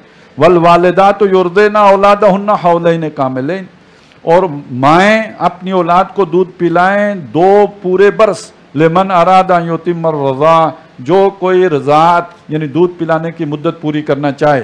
वालल मौलूद लहू रिज़्क़ुहुन्ना, और जिसका बेटा है उसके ज़िम्मे है उनको खाना पीना देना, व किस्वतुहुन्ना, और कपड़े देना, बिल मारूफ, अपने मेयार के मुताबिक, अपने स्टैंडर्ड के मुताबिक। ला तुकल्लफु नफ्सुन इल्ला वुसअहा, किसी जान को तकलीफ नहीं दी जाती, उस पर बोझ नहीं डाला जाता मगर उसकी वुसअत, उसकी मकदरत के मुताबिक। ला तुज़ार्र वालिदतुम बिवलदिहा, नुकसान न किया जाए माँ का उसकी औलाद की वजह से, यानी उसको जज्बाती तौर पे एक्सप्लॉइट न किया जाए। वला मौलूदुल लहू बिवलदिही, और इसी तरह जिसका औलाद है यानी जो बाप है उसको भी एक्सप्लॉइट न किया जाए, उसकी भी मजबूरी का नाजायज़ फ़ायदा न उठाया जाए। वालल वारिस मिस्लु ज़ालिक, और ऐसी ही जिम्मेदारी वारिस की भी है। अगर वो खामद फौत हो गया हो तो वो जिम्मेदारी अब उसके वारिस पर आएगी कि वो भी उस औरत को कपड़े या जो भी ज़रूरत है, अगर दूध पिला रही है, खाना पीना और कपड़ा उसको मुहैया करे। फ़ैन अरादा फ़िसालन, और अगर मियाँ बीवी दोनों दूध छुड़ाना चाहें, अंतराजिन, बाहमी रजामंदी से, मिनहुमा, उन दोनों की बाहमी रजामंदी से हो, व तशावरिन, और मशवरे से हो, फ़ला जुनाह अलैहिमा, इस पर भी उन दोनों पे कोई गुनाह नहीं है। वइन अरदतुम अन तस्तरदिउ, और अगर तुम मर्दो इरादा करो कि तुम किसी और से दूध पिलाओ, दाइया रख लो, यानी उसकी माँ से दूध नहीं पिलाना चाहते, किसी और से पिलाओ। औलादकुम, अपनी औलाद को दूध पिलाओ। फ़ला जुनाह अलैकुम, इसमें भी तुम पर कोई गुनाह नहीं है। इज़ा सल्लमतुम मा आतैतुम बिल मारूफ, शर्त यह है कि जो तुमने तय किया था जब वो तुम अदा कर चुको भले तौर पर, उसका जो भी खर्चा पानी जो देना था वो दे चुको। वत्तकुल्लाह वालमु अन्नल्लाह बिमा तामलून बसीर, और अल्लाह का तकवा इख्तियार करो और जान रखो कि जो कुछ तुम करते हो अल्लाह ताला उसे देखता है। वल्लज़ीना युतवफ़्फ़ौना मिनकुम व यज़रूना अज़वाजा, और जो लोग तुम में से वफ़ात पा जाएं और छोड़ जाएं अपने पीछे औरतें, यानी बेवाएँ हों उनकी, यतरब्बसना बिअन्फुसिहिन्ना, वो अपने आप को रोक कर रखें, अर्बआता अशहुरिन, वो 4 महीने, व अशरा, और 10 दिन, यानी बेवा की इद्दत 4 महीने 10 दिन है, और मुतल्लका की इद्दत जो है वो 3 हैज़ है। फ़ैज़ा बलगना अजलहुन्ना, तो जब वो अपनी ये इद्दत पूरी कर चुके हैं, फ़ला जुनाह अलैकुम تو پھر تم پر کوئی گناہ نہیں ہے فیما فعلنا فی انفسہن بالمعروف کہ وہ اپنے بارے میں بھلے طور پر دستور کے مطابق قانون کے مطابق جو بھی فیصلہ کریں. واللہ بما تعملون خبیر اور جو تمہارے کام ہیں جو تمہارے اعمال ہیں اللہ تعالیٰ ان سے باخبر ہے. ولا جناح علیکم فیما عرضتم بہ من خطبۃ النساء اور اس میں تم پر کوئی گناہ نہیں ہے. اب یہ مسئلہ سمجھ لیجئے ایک عورت جو ہے وہ عدت گزار رہی ہے ابھی اس کی عدت ختم نہیں ہوئی اور اس دوران کسی آدمی کے دل میں یہ بات آتی ہے کہ میں اس سے نکاح کر لوں گا جب اس کی عدت پوری ہوگی. اب دل میں آنے والے خیال کو تو کوئی روک نہیں سکتا. تو یہ کہا گیا ہے کہ اس میں کچھ گناہ نہیں تم پر کہ اگر تم ان عورتوں کو نکاح کا پیغام اشارتاً دے دو. دل میں آئے خیال پر تو گرفت ہے ہی نہیں. البتہ تم ان کو اشارہ بھی کر سکتے ہو کوئی ایسا کہ جس سے پتہ لگ جائے کہ اس بندے کو کا ارادہ ہے خیال ہے خواہش ہے نکاح کرنے کی. او اکننتم فی انفسکم یا نہ اشارہ کرو اپنے جی میں ہی ارادہ باندھ کے رکھ لو کہ میں نکاح کر لوں گا اس میں بھی کوئی گناہ نہیں. علم اللہ انکم ستذکرونہن اور اللہ کو معلوم ہے کہ آخر تم ان سے اس کا ذکر تو کرو گے ہی جب وہ عدت پوری ہو جائے گی تو پھر پیغام بھیجو گے. وَلَٰكِن لَا تُعَائِدُوهُنَّ سِرًّا لیکن ایک بات یاد رکھو تم آپس میں ان کے ساتھ کوئی معاہدہ نہ گانٹھ لینا چھپا کر. یعنی ابھی عدت پوری نہیں ہوئی اور آپ نے کوئی پکا قول و قرار آپس میں کر لیا کہ جب عدت پوری ہوگی تو ہم نکاح کر لیں گے. خبردار ایسا نہ کرنا. ان تقولوا سرا الا ان تقولوا قولا معروفا صرف اتنی اجازت ہے کہ آپ ایک بھلی بات کوئی اشارے میں کوئی ایسی بات اگر کہہ دو تو اس میں کوئی حرج نہیں. اس سے زیادہ جو ہے پکا ارادہ کرنے کی اجازت نہیں ہے معاہدہ کرنے کی اجازت نہیں ہے. اور ولا تعزموا عقدۃ النکاح اور نکاح کا تو بالکل ارادہ نہ کرو حتی یبلغ الکتاب اجلہ جب تک کہ کتاب اپنی اجل کو اپنی مدت کو اپنی گنتی کو پورا نہ کر لے. معلوم ہوا کہ عدت کے دوران جو ہے وہ نکاح کرنا پتہ نہیں وہ فقہ والے جانتے ہوں گے کہ جائز ہے کہ ناجائز ہوتا ہے کہ نہیں ہوتا لیکن بہت بڑے گناہ کی بات ہے اور اللہ کے واضح احکامات کے خلاف ہے اور حرام فعل ہے اس لیے کہ اللہ تعالیٰ نے اس سے روکا ہوا ہے. اب یہ بات بتانا اس لیے ضروری ہے کہ بہرحال الناس علی دین ملوکہم لوگ اپنے بادشاہوں کے دین پر ہوتے ہیں. جب بادشاہ یہ کرتوتیں کرنے شروع کر دیں تو خطرہ پیدا ہوتا ہے کہ لوگ ان سے بڑھ بڑھ کر کریں گے. تو بہرحال ہمارے دین کے اندر یہ شے منع ہے ممنوع ہے اور یہ بالکل جائز نہیں ہے. وَاعْلَمُوا أَنَّ اللَّهَ يَعْلَمُ مَا فِي أَنفُسِكُمْ فَاحْذَرُوهُ جان رکھو کہ اللہ تعالیٰ جو کچھ تمہارے جیوں میں ہے اسے خوب جانتا ہے تو بچتے رہو ڈرتے رہو. وَاعْلَمُوا أَنَّ اللَّهَ غَفُورٌ حَلِيمٌ اور جان رکھو کہ اللہ تعالیٰ بخشنے والا بھی ہے اور تحمل کرنے والا بردبار بھی ہے. لا جناح علیکم ان طلقتم النساء ما لم تمسوهن او تفرضوا لهن فریضہ اس میں بھی تم پر کوئی گناہ نہیں ہے کہ تم ان عورتوں کو طلاق دے دو جن کو تم نے نہ چھوا ہو نہ ان کا مہر مقرر کیا ہو. نکاح ہوا تھا مہر مقرر نہیں ہوا تھا اور آپس میں جو ہے وہ تعلق زن و شو بھی قائم نہیں ہوا. وَمَتِّعُوهُنَّ البتہ ان کو کچھ خرچ دے دیا کرو عَلَى الْمُوسِعِ قَدَرُهُ وَعَلَى الْمُقْتَرِ قَدَرُهُ جو وسعت والا ہے اپنی مقدرت کے مطابق اور جو تنگ دست ہے وہ اپنی وسعت کے مطابق. متاع بالمعروف یہ خرچ دینا ہے بھلے طور پر یا دستور کے مطابق حقاً علی المحسنین نیکوکاروں کے ذمے ہے. وَإِن طَلَّقْتُمُوهُنَّ مِن قَبْلِ أَن تَمَسُّوهُنَّ وَقَدْ فَرَضْتُمْ لَهُنَّ فَرِيضَةً اور اگر تم نے ایک عورت کو طلاق دی ہو جس کا تم نے مہر تو مقرر کیا ہو لیکن تمہاری ابھی رخصتی نہ ہوئی ہو ملاقات نہ ہوئی ہو فَنِصْفُ مَا فَرَضْتُمْ اس صورت میں جو تم نے مہر مقرر کیا تھا اس کا آدھا دینا ہوگا. الا ان یعفون سوائے اس کے کہ وہ عورتیں معاف کر دیں کہ ہم آدھا بھی نہیں لیتی. او یعفو الذی بیدہ عقدۃ النکاح یا جس کے ہاتھ میں نکاح کی گرہ ہے یعنی مرد وہ معاف کر دے یعنی وہ پورا دے دے. قانون یہ کہے گا کہ آدھا دینا ہے. اب ایک دوسرے کو اگر معاف کر دو تو ایک دوسری بات ہے. وَأَن تَعْفُوا أَقْرَبُ لِلتَّقْوَىٰ اور اگر مسلمانوں اگر تم مردو اگر تم معاف کر دو یعنی تم پورا دو تو یہ تقویٰ کے زیادہ قریب ہے. وَلَا تَنْسَوُا الْفَضْلَ بَيْنَكُمْ اور آپس میں فضیلت کو نہ بھولا کرو. جس کو اللہ نے زیادہ دیا ہے فضیلت دی ہے مرد قوی بنایا ہے اور اسے قوام بنایا ہے تو اس کو پھر یہ کہ زیادہ نیکی کا کام کرنا چاہیے. ان اللہ بما تعملون بصیر جو کچھ تم کرتے ہو اللہ تعالیٰ اسے دیکھتا ہے. حافظوا علی الصلوات والصلاۃ الوسطی حفاظت کرو تمام نمازوں کی. اور جو ایک معنی یہ کیا گیا ہے جو بہترین نماز ہے اس کی اور ایک معنی یہ کیا گیا ہے جو درمیانی نماز ہے. اور درمیانی سے مراد ہوگا پھر عصر کی نماز، 2 پہلے 2 بعد میں۔ اور بہترین کا مطلب یہاں پہ کیا ہے، جب انسان دنیا کے دھندوں میں پڑا ہوتا ہے تو اس سے نکل کر نماز کی طرف آنا مشکل ہے، تو آپ دنیا کے کام کرتے ہوئے اذان ہو تو اس سے سارا کچھ چھوڑ چھاڑ کے نماز کی طرف جو جب بھی جائیں، وہ فجر کی نماز ہو یا مغرب کی نماز ہو، وہ گویا بہترین نماز ہو گئی کہ آپ نے شے سے توجہ ہٹا کے اپنے کام دھندے کو چھوڑ کر اللہ کی طرف جو ہے رجوع کیا ہے۔ وَقُومُوا لِلَّهِ قَانِتِينَ، اور اللہ کے لیے کھڑے رہو ادب کے ساتھ۔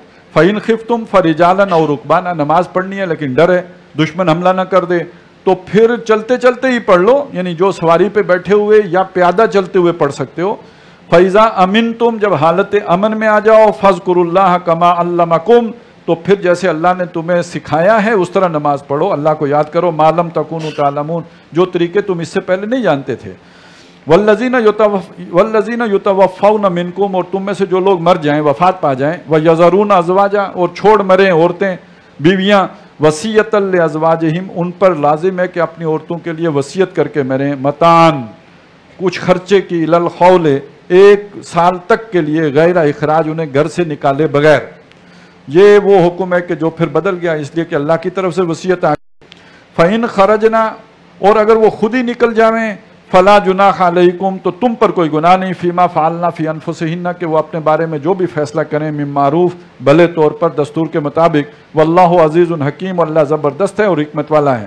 وللمطلقات متاع بالمعروف، اور اسی طرح جو لوگ جن کو طلاق ہو گئی ہو ان کو فائدہ دینا ہے قانون کے مطابق، حقا علی المتقین، ذمے ہیں متقی لوگوں کے۔ کذالک یبین اللہ لکم آیاتہ، اس طرح اللہ تعالیٰ تمہارے لیے اپنی آیتیں کھول کر بیان کرتا ہے، لعلکم تعقلون، تاکہ تم سمجھو، عقل پکڑو۔ الم تر الی الذین خرجوا من دیارہم، اب یہ مضمون آ رہا ہے، ایک تاریخ بنی اسرائیل کی طرف اشارہ ہے، لیکن ذہن میں رکھیے کہ یہ بنی اسرائیل کی یہ تاریخ اس لیے بیان ہو رہی ہے کہ اب مسلمانوں کو ایک ایسا ہی معرکہ پیش ہے، بدر میں آنے والا ہے، تو اس سے پہلے ذہنی تیاری کے لیے یہ واقعات بیان کیے گئے ہیں۔ اور یہ واقعہ ہے جب حضرت موسیٰ علیہ السلام کوہ طور پہ سے اترے، پھر صحرائے سینا میں بنی اسرائیل گھومتے رہے، اور جب جنگ کرنے کا مرحلہ آیا جس کا ذکر سورہ مائدہ میں آئے گا، انہوں نے انکار کر دیا، پھر 40 سال وہاں پہ انہیں جو ہے وہ گھمائے رکھا۔ اسی دوران حضرت موسیٰ اور حضرت ہارون علیہ السلام کا انتقال ہو گیا۔ اس کے بعد انہوں نے جنگ کی اور یہ ارض فلسطین اللہ تعالیٰ نے انہیں دے دی۔ انہوں نے 12 حکومتیں قائم کی، ایک حکومت نہیں بنائی، 12 جو ہے وہ خود مختار حکومتیں بنائیں، تو کمزور ہو گئے جس کی وجہ سے اشوریوں نے ایک ایک کر کے ان کی حکومتیں چھین لیں، اور ایک جب بڑا حملہ ہوا تو یہ پھر وہاں سے نکل بھاگے۔ جب یہ نکل بھاگے، یہ اس کا نقشہ ہے، الم تر الی الذین خرجوا من دیارہم، آپ نے نہیں دیکھا ان لوگوں کو جو اپنے گھروں سے نکلے، وہم الوف، وہ ہزاروں کی تعداد میں تھے، خضر الموت، موت سے ڈر کر بھاگے تھے، دشمن کا حملہ آیا وہ ڈر کے بھاگ گئے۔ اب یہاں مسلمانوں کو بتایا گیا ہے کہ تم ڈر کے آئے ہو، وہ تو بھاگے تھے وہاں سے، تم بھاگے نہیں ہو، تم ایک نئے مرکز کی تلاش میں آئے ہو۔ فقال لهم اللہ موتوا، ان کے اس وجہ سے، ان کی بزدلی پر اللہ تعالیٰ نے انہیں کہا مر جاؤ۔ اب یہ مر جانے کا مطلب یہ ہے کہ ان کی ایک جو اجتماعی قوت تھی اس کی طاقت ختم ہو گئی، وہ مرے تو نہیں تھے زندہ ہی، لیکن یہ کہ قومی موت واقع ہو گئی ان پر۔ ثم احیاہم، پھر اللہ نے انہیں زندہ کیا، یعنی ان میں حوصلہ، امنگ، آرزو، زندگی پیدا کی۔ ان اللہ لذو فضل علی الناس، بے شک اللہ تعالیٰ لوگوں کے لیے بڑے فضل والا ہے، ولکن اکثر الناس لا یشکرون، لیکن لوگوں کی اکثریت شکر گزار نہیں بنتی۔ وقاتلوا فی سبیل اللہ، مسلمانوں اللہ کی راہ میں لڑو۔ اب یہ سیاق و سباق کیا کہتا ہے؟ بھاگو نہ، وہ نکلے تھے، تم نے مقابلہ کرنا ہے، تم نے لڑنا ہے اللہ کی راہ میں۔ وقاتلوا فی سبیل اللہ، اللہ کی راہ میں لڑو۔ وَاعْلَمُوا أَنَّ اللَّهَ سَمِيعٌ عَلِيمٌ، اور جان رکھو کہ اللہ تعالیٰ سننے والا اور علم والا ہے۔ مَنْ ذَا الَّذِي يُقْرِضُ اللَّهَ قَرْضًا حَسَنًا، لڑنا ہے تو خرچہ بھی کرنا ہے، گھوڑے پالنے ہیں، اور جو جب لشکر جائے گا تو انہیں کھانے کھلانے ہیں، تو چندے دینے پڑیں گے تو تب ہوگا۔ تو یہ جو تم خرچ کرو گے یہ اللہ پر قرض ہے۔ ذا الذی یقرض اللہ قرضا حسنا، وہ کون ہے جو اللہ کو قرض حسن دے، جو اللہ کل شیء قدیر ہے، بکل شیء علیم ہے، مالک ارض و سما ہے، اور جو بادشاہ حقیقی ہے، وہ اس کو قرض دینا کتنے بڑی بات ہے۔ اللہ کہہ رہا ہے یہ میرے اوپر قرض ہوگا جو اس راہ میں خرچ کرو گے۔ فَيُضَاعِفَهُ لَهُ، تو وہ اللہ اس کے لیے اسے بڑھاتا رہے، اضعافاً کثیرہ، کئی گنا اس کو کر دے. اس کی مثال آگے آئے گی، کل ہم پڑھیں گے انشاءاللہ. وَاللَّهُ يَقْبِضُ وَيَبْسُطُ. ایک بات جان رکھو، اللہ تنگ کرتا ہے، قبض کر دیتا ہے، محدود کر دیتا ہے، تنگی کر دیتا ہے، وَيَبْسُطُ پھیلا دیتا ہے. یعنی یہ تمہارے خرچ کرنے سے تمہارا ہاتھ تنگ نہیں ہوگا، اللہ تنگ کرتا ہے تو ہاتھ تنگ ہوتا ہے. تم ہاتھ کھول کر خرچ کرو گے، اللہ بھی ہاتھ کھول کر تمہیں دے گا. وَإِلَيْهِ تُرْجَعُونَ. اور تم نے جانا تو اسی کے پاس ہی ہے، تو جو بھی اللہ کی راہ میں لگایا ہوگا وہاں پالو گے، وہ تمہیں ملے گا. اب اس کے بعد ان کی اچھی مثال دی کہ جب انہیں اللہ نے زندہ کیا تو انہوں نے کہا ہم لڑیں گے. تو یہ اب قصہ طالوت و جالوت آ رہا ہے. الم تر الی الملأ من بنی اسرائیل. کیا آپ نے نہیں دیکھا بنی اسرائیل کے سرداروں کی طرف، من بعد موسیٰ، جو موسیٰ علیہ السلام کے بعد آئے، اذ قالوا لنبی لہم، جب انہوں نے اپنے نبی سے یہ کہا، حضرت سموئیل تھے اس وقت نبی، ان سے یہ درخواست کی، ابعث لنا ملکن، ہمارے لیے کوئی بادشاہ مقرر کر دیں. اور یہاں مراد ہے سپہ سالار، کوئی جرنیل ہمارا بنا دیں. نقاتل فی سبیل اللہ، تاکہ ہم اللہ کی راہ میں لڑیں، جنگ کریں. قال هل عصیتم ان کتب علیکم القتال الا تقاتلوا. نبی نے کہا کیا اس بات کا ڈر نہیں ہے کہ تم پر جنگ کرنا فرض کیا جائے اور پھر تم نہ لڑو. آخر تاریخ بنی اسرائیل میں یہ واقعہ گزر چکا ہے، جب انہوں نے کہا تھا فَذْهَبْ أَنْتَ وَرَبُّكَ فَقَاتِلَا، تو تم نہ لڑو. قَالُوا وَمَا لَنَا، انہوں نے کہا ہمیں کیا ہو گیا ہے، اللہ نقاتل فی سبیل اللہ، کہ ہم نہ لڑیں اللہ کی راہ میں. وَقَدْ أُخْرِجْنَا مِنْ دِيَارِنَا وَأَبْنَائِنَا، جبکہ ہمیں نکال دیا گیا ہے ہمارے بیٹوں سے اور ہمارے گھر بار سے. اب یہ دیکھیے یہی نقشہ مسلمانوں کا تھا جو مدینے میں آ گئے تھے، ان کو بھی تو نکال دیا گیا تھا مکے سے، تو ہمیں نکال دیا گیا ہمارے بیٹوں اور ہمارے گھروں سے. فلما کتب علیہم القتال، جب ان پر جنگ فرض کی گئی، تولوا الا قلیلا منہم، تو ان میں سے مڑ گئے، یو ٹرن لے گئے سوائے چند کے، اکثریت نے جو ہے وہ یو ٹرن لے لیا. واللہ علیم بالظالمین، اللہ ظالموں سے واقف ہے. یہ اصل میں اس کا ایک خلاصہ بیان کر دیا، اب اس کی تفصیل آ رہی ہے. لیکن جو بات کہی گئی اس کو سمجھیں. کیا کہا گیا ہے؟ مسلمانوں کو بتایا جا رہا ہے کہ تم نکلے ہو، اب جنگ کا مرحلہ آنے والا ہے، غزوہ بدر ہونے والا ہے. اس سے پہلے ان کو ذہنی تیاری کرائی گئی کہ کہیں تم یو ٹرن نہ لے لینا، واپس نہ پھر جانا. چنانچہ جب مشورہ ہو رہا تھا تو ایک صحابی نے کھڑے ہو کے یہی بات کہی تھی، اے نبی آپ ہمیں بنی اسرائیل کے لوگوں پر قیاس نہ کیجیے گا جنہوں نے کہا تھا موسیٰ تو اور تیرا رب جا کے لڑو. آپ ہمیں حکم کریں گے، ہم دریا میں سمندر میں اپنے گھوڑے دوڑا دیں گے. تو یہ در حقیقت وہ ذہنی تیاری تھی جو اللہ نے پہلے مسلمانوں کو کرائی. وقال لهم نبیہم، اور کہا ان سے ان کے نبی نے، ان اللہ قد بعث لکم طالوت ملکا، کہ اللہ تعالیٰ نے تمہارے لیے طالوت کو سپہ سالار بنایا ہے. قالوا، انہوں نے کہا، انا یکون لہ الملک، انہوں نے کہا اس کو بادشاہی کدھر سے مل گئی، علینا ہمارے اوپر، ونحن احق بالملک منہ، حالانکہ بادشاہی کے ہم زیادہ حقدار تھے اس کے مقابلے میں. یعنی وہ جب انہوں نے کہا تھا کہ آپ ہم میں سے آپ کسی کو بنائیں سپہ سالار، تو وہ مطلب یہ تھا کہ ہم میں سے کسی کو بنائیں. یہ جو ہم سردار ہیں، جو ہم بڑے بڑے ہیں، جو گادری، ہم میں سے کوئی بنے. یہ آپ نے عوام میں سے کسی کو بنا دیا. اس کا انہوں نے جواب دیا، وَلَمْ يُؤْتَ سَاعَةً مِّنَ الْمَالِ، اس کے پاس تو مال ہی نہیں ہے، وہ تو کسی کو نہیں پلا سکتا، تو وہ آپ نے ہمارے اوپر سپہ سالار بنا دیا ہے. قَالَ إِنَّ اللَّهَ اصْطَفَاهُ عَلَيْكُمْ، نبی نے کہا کہ اللہ تعالیٰ نے اسے تم پر ترجیح دی ہے. وَزَادَهُ بَسْطَةً فِي الْعِلْمِ وَالْجِسْمِ، اور اسے جسم اور علم میں وسعت عطا کی ہے، فراخی دی ہے. وَاللَّهُ يُؤْتِي مُلْكَهُ مَن يَشَاءُ، اور اللہ اپنی بادشاہ دیتا ہے جس کو چاہتا ہے. واللہ واسع علیم، اللہ بڑی وسعت والا علم والا ہے. وقال لهم نبیہم، اور ان سے کہا ان کے نبی نے، ان آیت ملکہ ان یاتیکم التابوت فیہ سکینۃ من ربکم، اس کی بادشاہی کی ایک نشانی یہ ہوگی کہ تمہارے پاس وہ تابوت سکینہ آ جائے گا جس میں تمہارے لیے تسلی کا سامان ہے.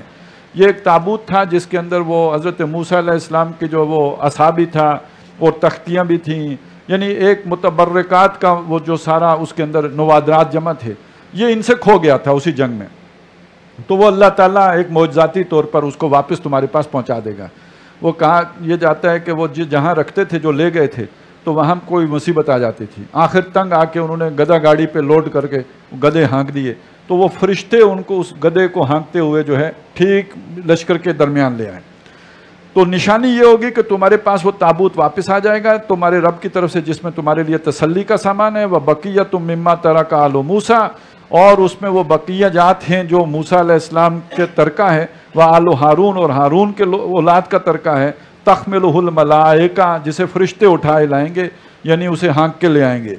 इन्न फी ज़ालिका लआयतन लकुम, इसमें तुम्हारे लिए निशानी है, इन कुंतुम मोमिनीन, अगर तुम यकीन रखो। फलम्मा फसल तालूत बिल जुनूद, जब तालूत अपने लश्कर लेके निकले, अपनी फौज के साथ रवाना हुए लड़ने के लिए, काला इन्नल्लाह मुब्तलीकुम बिन्नहर, उन्होंने अपने लोगों से ये कहा कि अल्लाह ताला तुम्हें जांचेगा, परखेगा, आजमाएगा एक नहर से। अब आजमाइश क्या होगी? आजमाइश ये होगी कि फमन शरबा मिन्हु फलैसा मिन्नी, प्यास तो लगी है, लेकिन जो उस नहर में से पानी पी लेगा वो मेरा साथी नहीं होगा, वो जंग करने नहीं जा सकता मेरे साथ। वमन लम यतअमहु, और जो उसमें से नहीं चखेगा, फइन्नहु मिन्नी, वो मेरा साथी होगा। इल्ला मन इग़तरफ़ गुरफ़तन बियदिही, सवाए इसके कि कोई अपने हाथ से चुल्लू भर पानी पी ले। ये असल में देख रहे थे कि मेरा ये इताअत भी करेंगे या नहीं करेंगे। अगर इताअत ही नहीं करेंगे, लड़ाई में ले गया तो उल्टा फसाद मचाएंगे, तो उन्होंने पहले उनका डिसिप्लिन और उनका जो है वलवला देखना चाहा। फशरबू मिन्हु इल्ला कलीलम मिन्हुम, तो अक्सर ने पी लिया सिवाय थोड़ों के। फलम्मा जावज़हु हुवा वल्लज़ीना आमनू मअहु, तो जब वहाँ से वो चले निकले, वो और जो ईमान वाले उनके साथ बाकी रह गए थे, इसलिए कि जिन्होंने पी लिया वो तो अब उस फौज का हिस्सा नहीं रहे, उनको तो निकाल दिया गया, और ये अब एक मुख्तसर सी फौज रह गई। कालू ला ताक़त लना अल-यौम, उन्होंने कहा आज तो हमारे पास कोई ताकत ही नहीं है, बे जालूत व जुनूदिही, जालूत और उसके लश्करों के मुकाबले हमारी तो कोई हैसियत ही नहीं। काल अल्लज़ीना यज़ुन्नून अन्नहुम मुलाक़ुल्लाह, कहा उन लोगों ने कि जिनका यकीन था कि वो अल्लाह से मुलाकात करने वाले हैं, यानी साहिब ईमान लोग, व बिल आखिरत हुम यूक़िनून लोग, उन्होंने कहा कम मिन फ़ियतिन कलीलतिन गलबत फ़ियतन कसीरतन बिइज़्निल्लाह, ये जंग व जिदाल जीतने और हारने के फैसले कहीं और होते हैं, और कितनी बार ऐसा हुआ है हकीर कलील ग्रोहों ने कसीर ग्रोहों को अल्लाह के हुक्म से ताख्त व ताराज कर दिया, शिकस्त दे दी। वल्लाहु मास साबिरीन, अल्लाह सब्र करने वालों के साथ है। जो बेखतर आतिश नमरूद में कूद पड़ने वाले हैं, अल्लाह उनकी मदद करने वाला है। वलम्मा बरज़ू लिजालूत व जुनूदिही, जब वो सामने हुए जालूत और उसके लश्कर के, कालू, उन्होंने कहा, अब जाहिर है एक तरफ इतनी कील कांटे से लैस फौज और दूसरी तरफ बेदस्तोपा, तो बदर में भी तो ऐसा ही था ना, उधर 1000 इधर 313, और उधर वो कील कांटे से लैस, और इधर इनके पास निहत्ते और चंद तलवारें और कोई घोड़ा भी एक दो, और इनकी तो कोई हैसियत ही नहीं थी। यही वहां क्या नक्शा है। कालू, उन्होंने दुआ की, रब्बना अफ्रिग अलैना सब्रा, ए हमारे रब हमारे ऊपर सब्र बरसा, व सब्बित अक़दामना, और हमारे कदमों को मजबूत फरमा दे, वंसुरना अलल कौमिल काफिरीन, और काफरों की इस कौम के मुकाबले में हमारी मदद फरमा। फहज़मूहुम बिइज़्निल्लाह, तो अल्लाह की मदद से उन्होंने उनको शिकस्त दे दी। कतल दाऊद व जालूता, और दाऊद अलैहिस्सलाम ने जालूत को कत्ल कर दिया। ये इस लश्कर का हिस्सा नहीं थे हज़रत दाऊद, ये गडरिए थे और कहीं अपने जो निकले होते थे जंगल में, वहाँ इन्हें एक मसला पेश आता, शेर आता बकरियाँ शिकार करके चला जाता है, तो इनकी एक स्पेशलाइजेशन थी कि ये गोपियाँ लेके वो घुमा के वो जो निशाना लेके छोड़ते थे तो शेर की आंख फोड़ देते थे। तो वो इन्होंने जब देखा कि एक बड़ा जो है मुकाबला हो रहा है गैर मुतवाज़िन किस्म का, और जो जालूत है वो घर के आहन है, वो पूरा टैंक है, कोई बख्तरबंद गाड़ी है, और सिवाय आंखों के कोई शय नज़र ही नहीं आती, सब लोहे में गर्क हैं। तो उन्होंने फिर अपने गोपिये से जो है निशाना लेके कंकर छोड़ा और वो सीधा उसके दिमाग में चला गया, वो बुलेट है समझे, और उसने वो कतल दाऊद व जालूता, हज़रत दाऊद ने जालूत को कत्ल कर दिया। व आताहुल्लाहुल मुल्का वल हिकमत व अल्लमहु मिम्मा यशा, तो अल्लाह ने उसको बादशाही भी दी और हिकमत व दानाई भी दी और उसे सिखाया जो कुछ के चाह। लेकिन ये 16 सालों के बाद हुआ, इसलिए कि पहले तो तालूत बादशाह बने, 16 साल वो रहे, फिर हज़रत दाऊद बने 40 साल वो, फिर 40 साल हज़रत सुलेमान के। वलौला दफ़ुल्लाहि नास बाज़हुम बेबाज़, और अगर अल्लाह ताला बाज़ लोगों के ज़रिए से बाज़ को दफ़ा ना कर दे, माजूल ना कर दे, हटा ना दे, ये जालूतों को तालूतों के ज़रिए से ख़त्म ना करता रहे, ये जो जिन्होंने ज़मीन में फसाद मचाया होता है इनको मिटाता ना रहे, लफ़सदतिल अर्ज़, तो ज़मीन में फसाद फैल जाए। और ये फसाद सूरह हज में जाके हम देखेंगे कि क्या हो। वलौला दफ़ुल्लाहि नास बाज़हुम बेबाज़, अगर अल्लाह बाज़ लोगों के ज़रिए से बाज़ को ना हटाए, लहुद्दिमत सवामिअ व बियाउन व सलावातुन व मसाजिद, तो मस्जिदें भी वीरान कर दी जाएँ, और तमाम जो इबादत खाने हैं यहूदियों के और ईसाइयों के चर्च हैं, ये सब जो है उजाड़ दिए जाएँ। मालूम हुआ ये जिसे हम सेकुलरिज्म कहते हैं, ये जब अपनी असल शान में और शौकत ظاہر ہوتے ہیں تو اس کو مذہب کی کوئی علامت پسند نہیں ہوتی. یہ وقتی باتیں ہیں، آخر پھر نتیجہ یہ نکلنا ہوتا ہے. تو جب ایسا ہو رہا ہوتا ہے اس سے پہلے اللہ تعالیٰ ایسے بدماشوں سے دنیا کو پاک کر دیتا ہے. وَلَٰكِنَّ اللَّهَ ذُو فَضْلٍ عَلَى الْعَالَمِينَ، لیکن اللہ تعالیٰ جہان والوں کے لیے بڑے فضل والا ہے کہ اس طرح کے خبیث لوگوں سے دنیا کو پاک کر دیتا ہے. تِلْكَ آیاتُ اللَّهِ نَتْلُوهَا عَلَيْكَ بِالْحَقِّ، یہ اللہ کی آیات ہیں جن کو ہم آپ کو بامقصد سناتے ہیں. ہر دور میں آپ کے لیے یہ آیات تسلی کا سامان فراہم کریں گی. وَإِنَّكَ لَمِنَ الْمُرْسَلِينَ، اور اے نبی آپ تو رسولوں میں سے. وَتِلْكَ الرُّسُلُ فَضَّلْنَا بَعْضَهُمْ عَلَىٰ بَعْضٍ، یہ رسول ہیں جن میں سے بعض کو ہم نے بعض پر فضیلت دی ہے. منہم من کلم اللہ، ان میں وہ بھی ہے جن سے اللہ نے کلام کیا. ورفع بعضهم درجات، بعض کے درجے بلند کیے. وآتینا عیسی ابن مریم البینات، اور عیسی ابن مریم کو تو ہم نے واضح اور صریح معجزے دیے. وایدناہ بروح القدس، اور ان کو پاک روح یعنی جبریل کے ذریعے سے تائید کی، ان کی مدد پہنچائی انہیں. وَلَوْ شَاءَ اللَّهُ، اور اگر اللہ چاہتا مَقْتَتَلَ الَّذِينَ مِن بَعْدِهِمْ، تو قتال نہ کرتے، نہ لڑتے وہ لوگ جو ان کے بعد آئے. من بعد ما جاءتهم البینات، اس کے بعد کہ ان کے پاس بینات آ چکی تھیں. وَلَٰكِنِ اخْتَلَفُوا، لیکن انہوں نے اختلاف کیا. فَمِنْهُمْ مَنْ آمَنَ وَمِنْهُمْ مَنْ كَفَرَ، کوئی عیسائی ہو گئے، کوئی یہودی ہو گئے. لیکن یہ کہ ان میں سے اب وہ بھی ہیں کہ جو ایمان لا رہے ہیں قرآن پر، اور وہ بھی ہیں جو اس کا انکار کر رہے ہیں.